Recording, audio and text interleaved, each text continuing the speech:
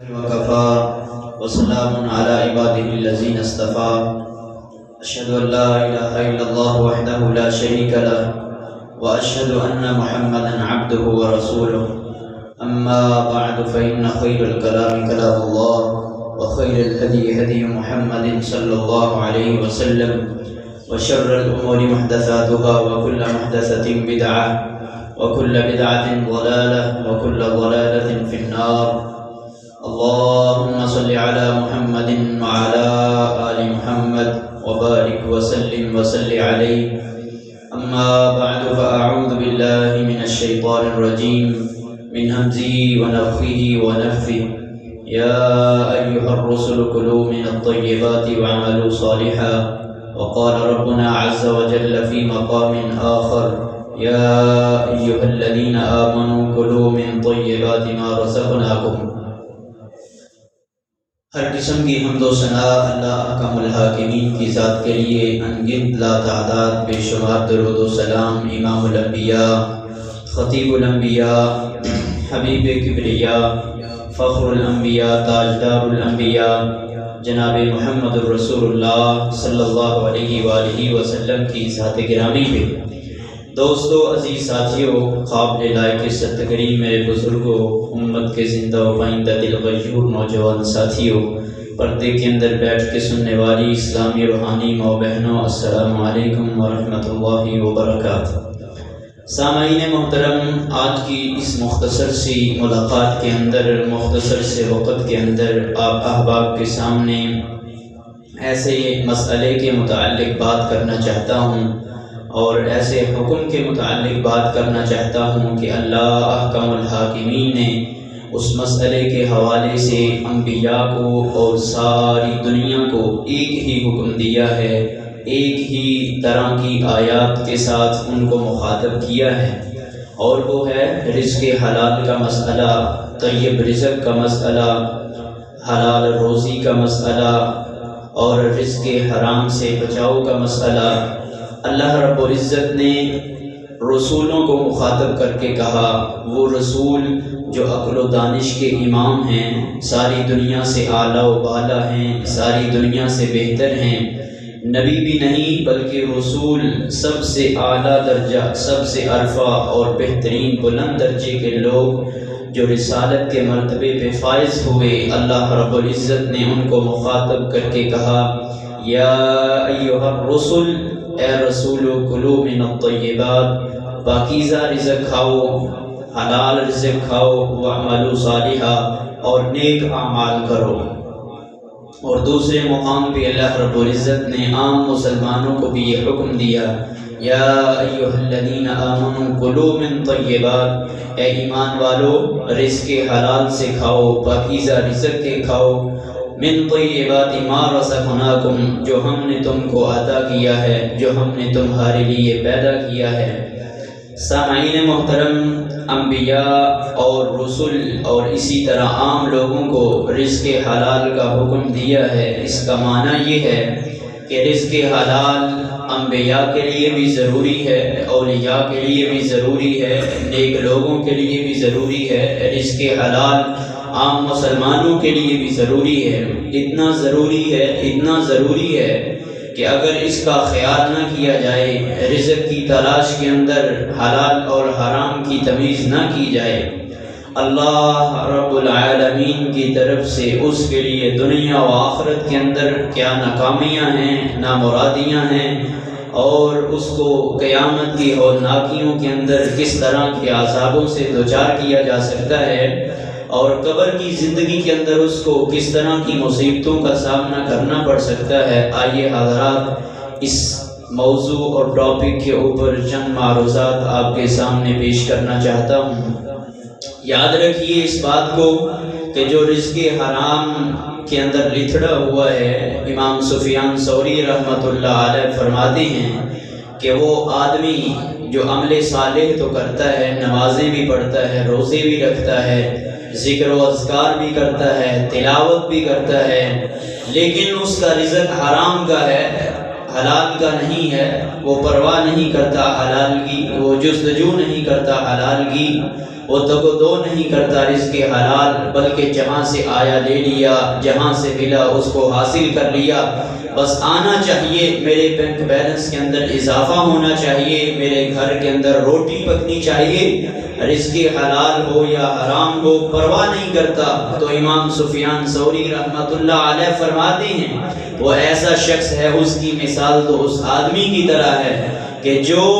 اپنے لباس کو، اپنے کپڑوں کو پیشاب سے دھو کر وہ نماز پڑھنا چاہتا ہے۔ کتنی بری مثال ہے اس شخص کی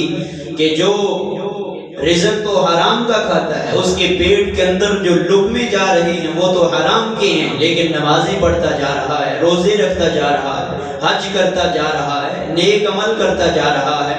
لیکن اس کے پیٹ کے اندر تو حرام کا مال ہے، اس کا خون حرام کے پیسے سے بنا ہوا ہے۔ تو امام سفیان ثوری رحمۃ اللہ علیہ فرماتے ہیں ایسے ہی ہے کہ جیسے پیشاب کے ساتھ کپڑے دھو کر اور پاک کرنا چاہتا ہے پیشاب کے ذریعے سے، اور وہ نماز میں آ کے کھڑا ہو کے یہ سمجھے کہ اللہ میری عبادت کو قبول کر لیں گے، یہ قطعا نہیں ہو سکتا۔ معنی یہ ہے کہ رزق حرام کے اندر پروان چڑھنے والا، رزق حرام کی کمائی کے ساتھ اپنے بچوں کو کھلانے والا، وہ نجاستوں کے اندر لچھڑا ہوا ہے،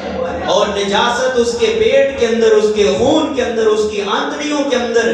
نجاست کے انبار لگے ہوئے ہیں۔ ایسی صورت کے اندر بتائیے اللہ رب العالمین اس کی عبادت کو کیسے قبول کریں گے؟ اور اس معنی کے اندر ایک اور حدیث رسول اللہ صلی اللہ علیہ وآلہ وسلم نے، اسی لیے تو اللہ نے قرآن میں کہا ہے کلوا من الطیبات واعملوا صالحا، رزق حلال کھاؤ اور نیک اعمال کرو۔ معنی یہ ہے کہ نیک اعمال بھی فائدہ تب دیں گے جب انسان رزق حلال کا اہتمام کرے، اللہ رب العزت کی اس دنیا کے اندر بنائی ہوئی چیزوں سے فائدہ اٹھائے، لیکن رزق حلال اسباب بھی ایسے اختیار کرے جو جائز ہیں۔ سامعین محترم، نبی پاک صلی اللہ علیہ وسلم نے اس کی سینسیٹیوٹی کو اور اس کی حساسیت کو، رزق حلال اور رزق حرام کی حساسیت کے موضوع کو بیان کرتے ہوئے ایک مثال کو عرض کیا تھا، بیان کیا تھا، آپ کے سامنے عرض کرنا چاہتا ہوں کہ رسول اللہ صلی اللہ علیہ وآلہ وسلم فرماتے ہیں آج عام مسلمانوں کی یہ خام خیالی ہے کہ رزق حلال کا احترام نہیں کرتے،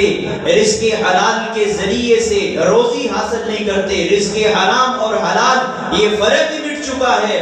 سود اس کے لیے بڑا آسان معاملہ بن چکا ہے، اور اسی طرح حرام کی کمائی اس کے لیے کوئی مسئلہ ہی نہیں، اس کی پیشانی کے اوپر کوئی بل نہیں پڑتے، بلکہ یہ خوش ہوتا ہے کہ میرے بینک بیلنس میں اضافہ ہوا ہے۔ جبکہ یہ بات نوٹ کر لیجئے اور اپنے دلوں کے دماغوں کے اندر یہ بٹھا لیجئے کہ تیری زندگی کے اندر نامہ اعمال کے اندر جتنی بڑی نمازیں ہوں اور روزہ، حج، زکوٰۃ، ذکر و اذکار، رکوع اور سجدے جتنے مرضی عمل کر لے، اللہ رب العزت کے ہاں ان کی کوئی بھی قدر و قیمت نہیں ہے جب تک کہ تو رزق حلال کا اہتمام نہ کر۔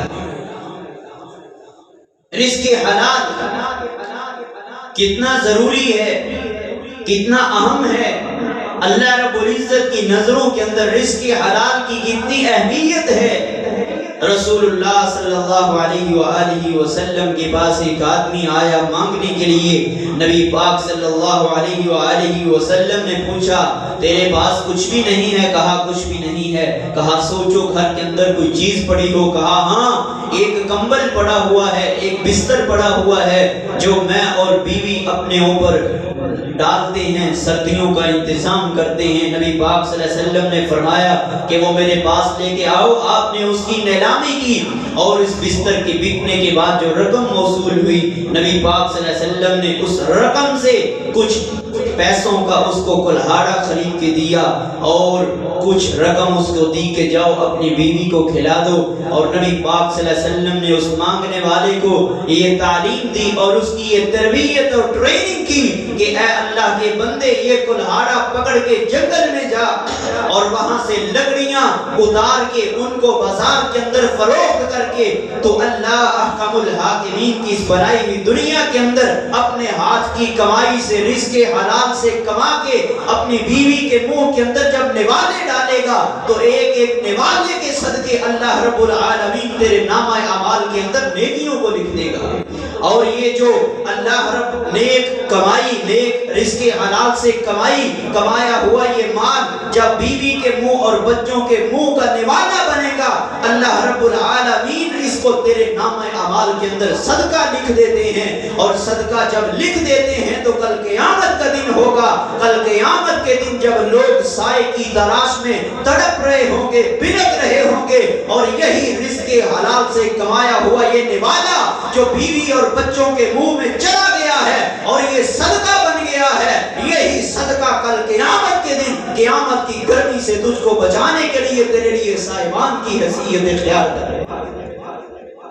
اتنا ضروری ہے رزق حلال۔ مانگنے والے کو بھی تربیت یہ دی ہے کہ رزق حلال کما کے اپنے بچوں کے لیے لے کے آ۔ سامعین محترم، نبی پاک صلی اللہ علیہ وسلم کی یہ بھی حدیث ہے، ان اللہ قسم اخلاقکم، اللہ رب العالمین نے جس طرح تمہارے رزق کو تقسیم کیا ہے اسی طرح تمہارے دین کو بھی تقسیم کیا ہے، تمہارے اخلاق کو بھی تقسیم کیا ہے، تمہارے اعمال کو بھی تقسیم کیا ہے۔ کیا معنی کہ یہ اعمال اور یہ دین اور یہ ساری نمازیں اسی وقت قبول ہوں گی جب تیری زندگی کے اندر رزق حلال ہوگا،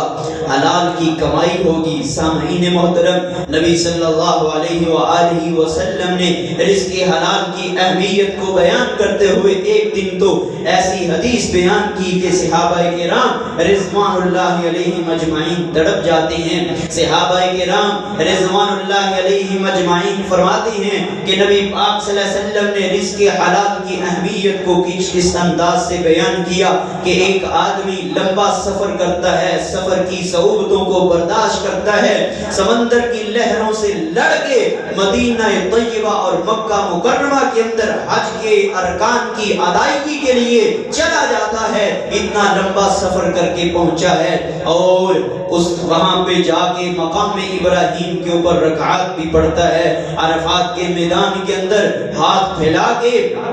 اللہ رب العزت کو کہتا ہے یا ربی، اے میرے رب میری عبادتوں کو قبول کر لے، میری دعاؤں کو قبول کر لے۔ اللہ رب العالمین آگے سے جواب دیتے ہیں، آگے سے جواب جو ملتا ہے وہ بعد میں عرض کرتا ہوں، لیکن اس سے پہلے اندازہ کیجئے کہ یہ مسافر بھی ہے۔ نبی پاک صلی اللہ علیہ وسلم فرماتے ہیں کہ مسافر کی دعا کو رد نہیں کیا جاتا، دعا کی قبولیت کے کتنے اسباب جمع ہیں کہ نبی پاک صلی اللہ علیہ وسلم فرماتے ہیں کہ اللہ مسافر کی دعا کو کبھی رد نہیں کرتے۔ اب یہ مسافر بھی ہے، سفر کر کے بھی گیا ہے اور کہاں پہ پہنچا ہے؟ اللہ کے بہترین گھر کے اندر، اللہ کے محبوب گھر کے اندر، سب سے پیارے گھر کے اندر جس کو ابراہیم خلیل الرحمن نے بنایا، ان کے بیٹے اسماعیل نے ان کی بنیادوں کو کھڑا کیا ہے۔ کعبہ اللہ بھی ہے، کعبہ کا غلاف بھی ہے، حجر اسود بھی ہے، حجر اسود کے بوسے بھی ہیں،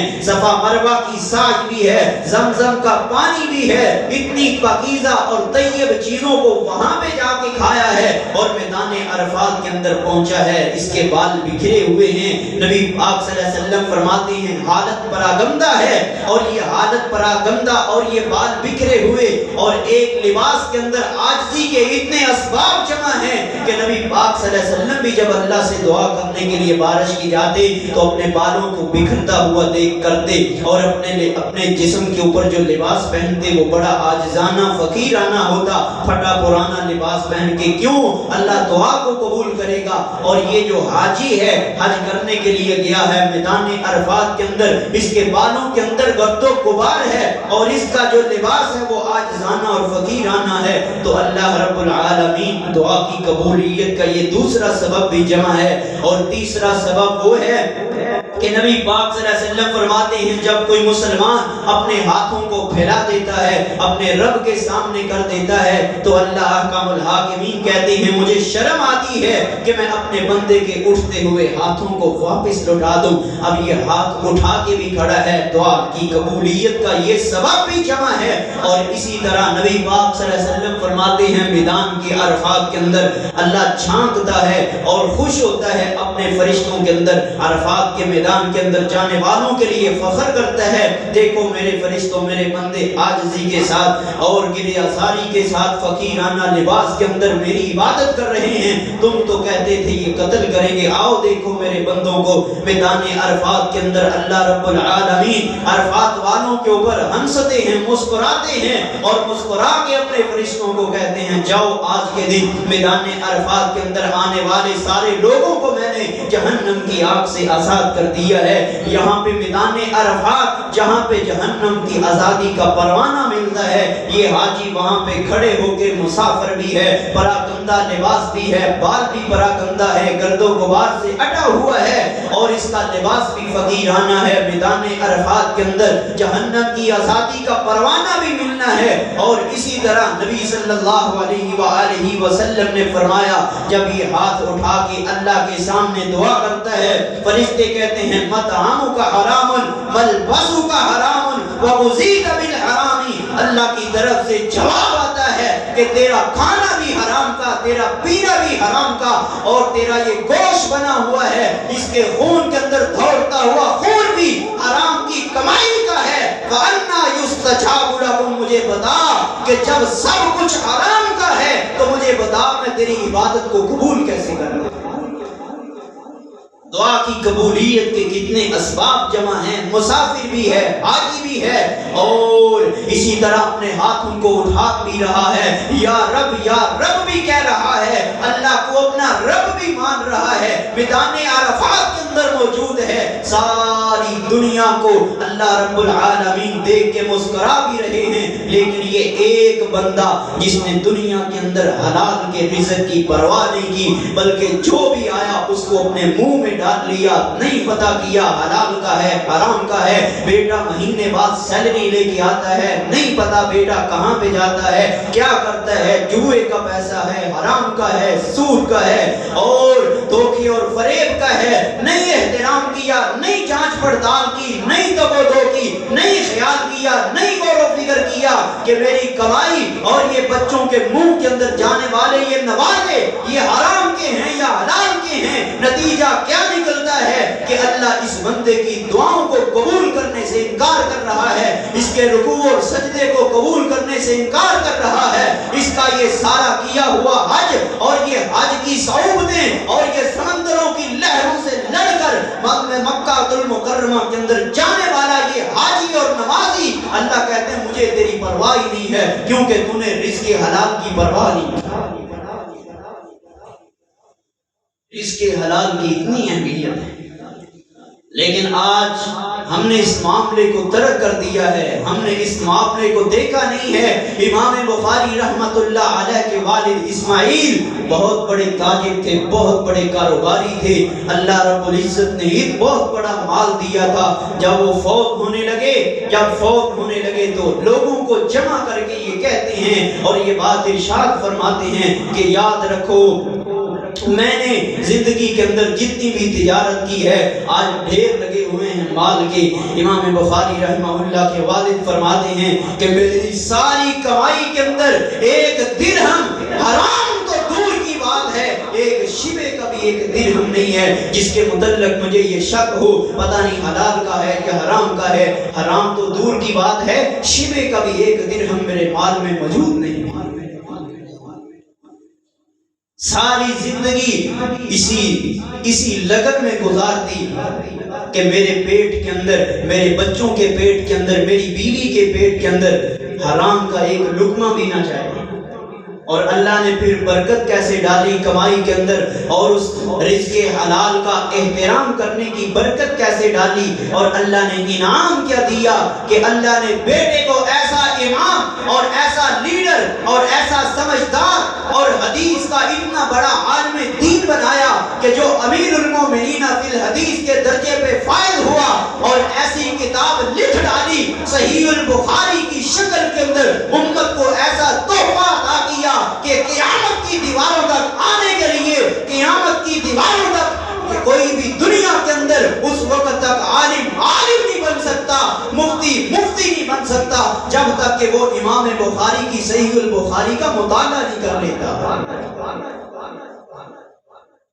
پھر ایسے ہی بیٹے عطا کرتا ہے اللہ، اور اس رزق حلال کی برکت سے دیکھیے امام محمد بن اسماعیل البخاری لوگوں کے ذہنوں کے اندر، لوگوں کے دلوں کے اندر، لوگوں کے دماغوں کے اندر، مدرسے کی چار دیواری کے اندر، مسجد کی چار دیواری کے اندر، مسجد کی صفوں کے اندر اور بازاروں کی دکانوں کے اندر امام بخاری رحمہ اللہ کا ذکر خیر جاری ہے، اور لوگ نیکی کے اندر مثال دیتے ہیں اور فقاہت و متانت و سعادت کے اندر مثال پیش کرتے ہیں، امام بخاری رحمہ اللہ کی پیش کرتے ہیں۔ اور اس بندے اللہ نے اتنی برکت ڈالی کہ اس دنیا کائنات کے اندر رزق حلال کی برکت کو دیکھیے، اصح الکتب بعد کتاب اللہ الصحیح البخاری کے قرآن کے بعد دنیا کائنات کے اندر اگر صحیح ترین کوئی کتاب ہے تو وہ امام بخاری کی کتاب ہے۔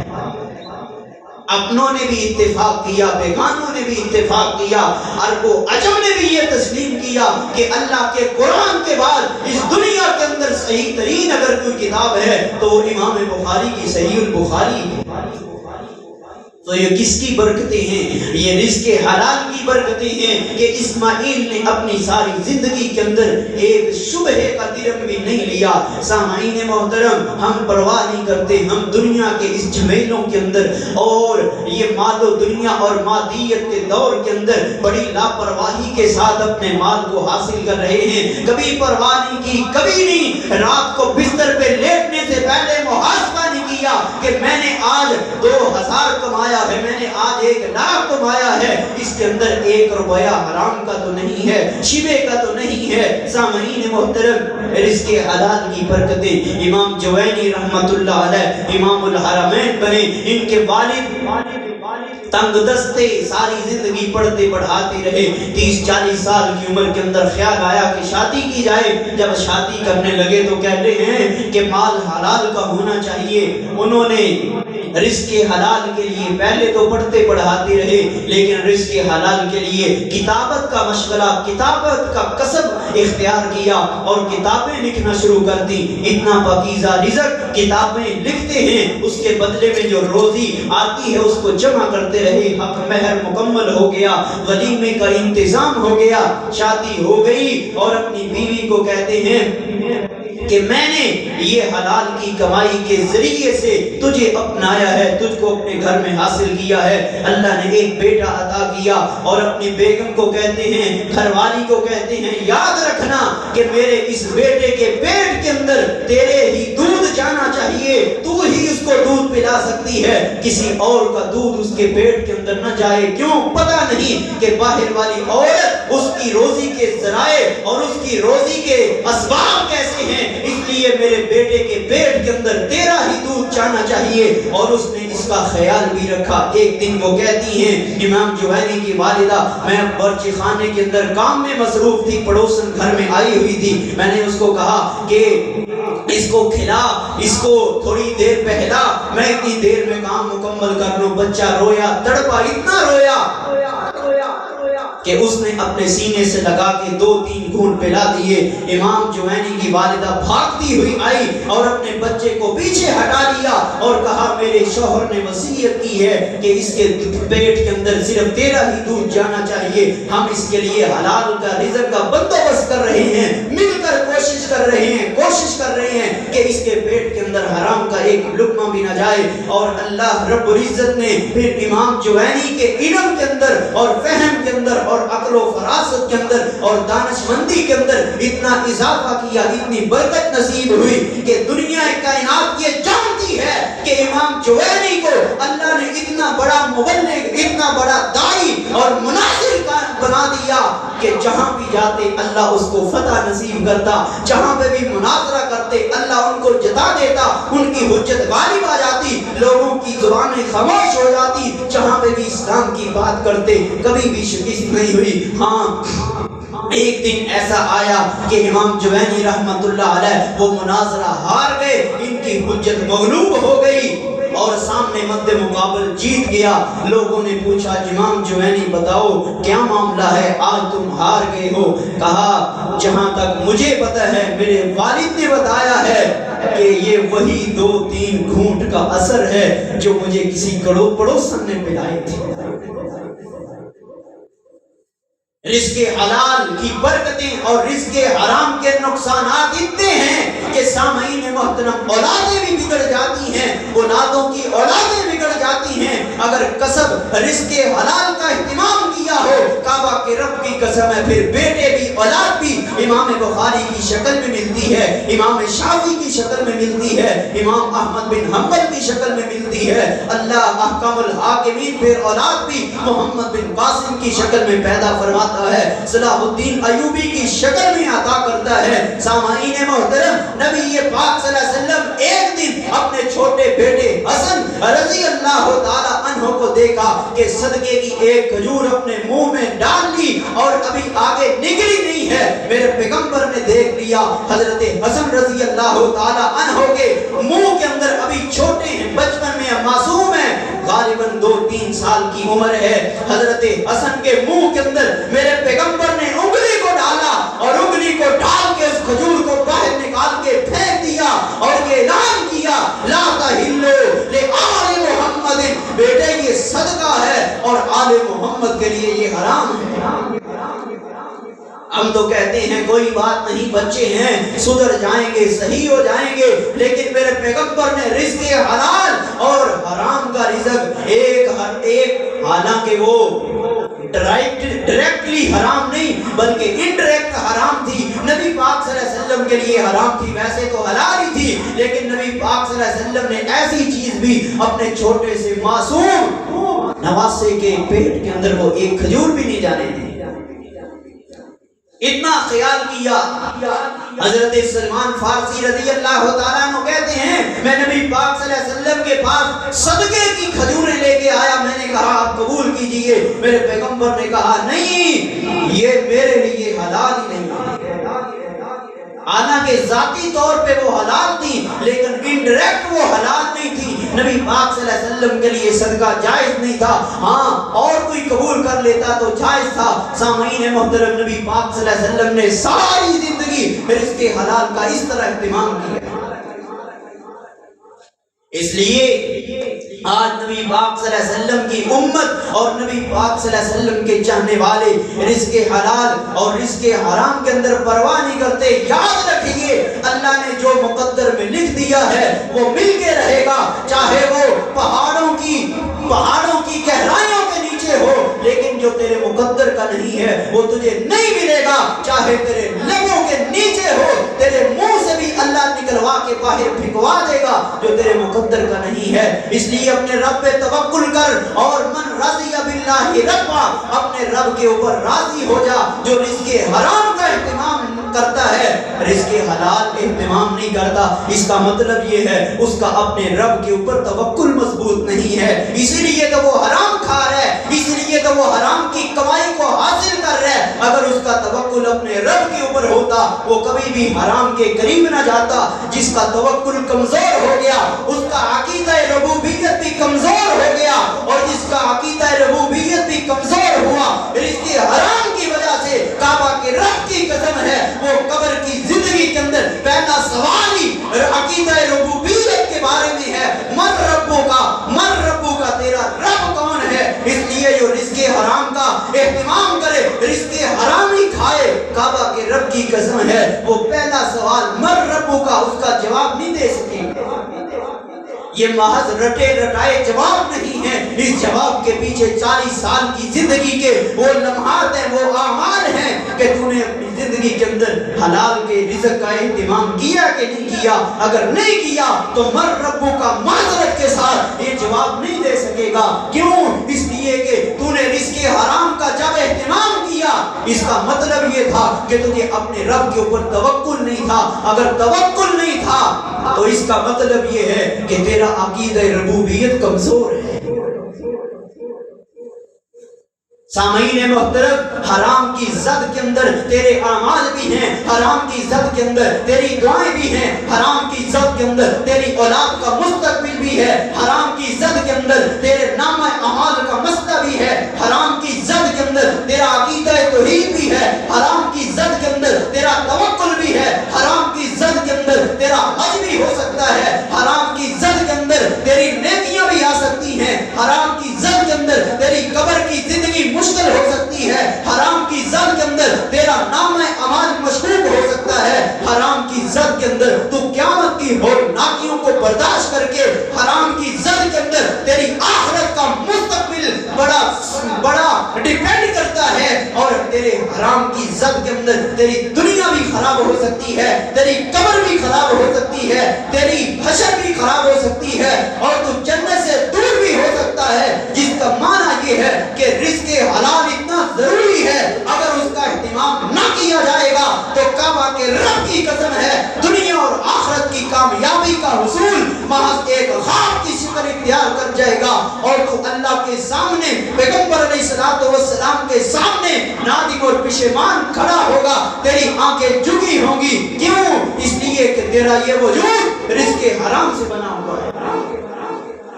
ہم نے یہ سمجھ لی ہے کہ صرف رزق حرام کھائیں گے تو کوئی پرواہ نہیں، پیٹ کے اندر گیا وہ فضلے کے ذریعے پیشاب کے ذریعے نکل گیا، نہیں، کعبہ کے رب کی قسم ہے حرام کی زد کے اندر تیری دنیا اور آخرت کی کامیابی وابستہ ہے۔ اللہ اکبر کبیرہ، اس لیے آئیے رزق حلال کا اہتمام کیجیے، اپنے اسباب پہ غور کیجیے، جہاں سے رزق کو لیتے ہیں۔ اسی لیے تو نبی پاک صلی اللہ علیہ وسلم نے فرمایا مال کے متعلق دو سوال ہوں گے، ایک یہ سوال ہوگا کہ مال کہاں سے لیا ہے، مال کہاں سے حاصل کیا، یہ بتاؤ، مال کے حصول کے اسباب اور ذرائع کیا تھے، حلال کے تھے حرام کے تھے، جوا تو نہیں کھیلا، سود تو نہیں لیا، جھوٹ تو نہیں بولا، فریب کے ساتھ تو نہیں کمایا، بہنوں کا حق تو نہیں مارا، یتیموں کا حق تو نہیں مارا، اور جھوٹ فریب سے کمایا تو نہیں ہے۔ مال کے متعلق پہلا سوال کہاں سے لیا، اور دوسرا سوال یہ ہوگا کہاں پہ خرچ کیا تھا، خرچ کرنے کے اسباب اور ذرائع کیا تھے۔ سامعین محترم، اس لیے نبی پاک صلی اللہ علیہ وسلم فرماتے ہیں یہ مال کئیوں کے لیے کل وبال بن جائے گا۔ انسان تو یہ سمجھتا ہے وَيْلٌ لِكُلِّ هُمَزَةٍ لُمَزَةٍ الَّذِي جَمَعَ مَالًا وَعَدَّدَهُ، یہ جمع کرتا ہے، میں کھا لوں، میں پی لوں، میں رہ لوں، میں سہ لوں، میں جی لوں، میں پہن لوں، اور میں گاڑی لے لوں، یہ سمجھتا ہے أَلْهَاكُمُ التَّكَاثُرُ حَتَّى زُرْتُمُ الْمَقَابِرَ، یہ سمجھتا ہے کہ یہ کمایا ہوا مال اور اس کی دولت يَحْسَبُ أَنَّ مَالَهُ أَخْلَدَ، اس کو دنیا کے اندر ہمیشہ کے لیے مل گئی ہے۔ نہیں، اللہ رب العزت فرماتے ہیں اے انسان اس دھوکے میں مت مبتلا ہو کہ یہ تیری دولت تجھے ہمیشہ کی جوانی عطا کر دے گی، نہیں، يَحْسَبُ أَنَّ مَالَهُ أَخْلَدَ كَلَّا لَيُنبَذَنَّ فِي الْحُطَمَةِ، یہی مال، یہی دولت اور یہی یہ گاڑیاں اور یہ کوٹھے اور یہ محلات کل قیامت کے دن تجھے جہنم کا ایندھن بنا دیں گے۔ یاد رکھ اس دولت پہ مان نہیں کرنا، اس کے حلال اتنا ضروری ہے، اس کے اثرات تیرے چہرے پر بھی ہوں گے، تیرے پیٹ پر بھی ہوں گے، تیرے نام اعمال میں ہوں گے اور تیری نیکیوں پر۔ یاد رکھیے جس کا رزق حرام ہے، جو حرام کا رزق کھاتا ہے، اللہ اس کی دعاؤں کو بھی قبول نہیں کرتا، اس کی دعاؤں کو قبول بھی نہیں کرتا۔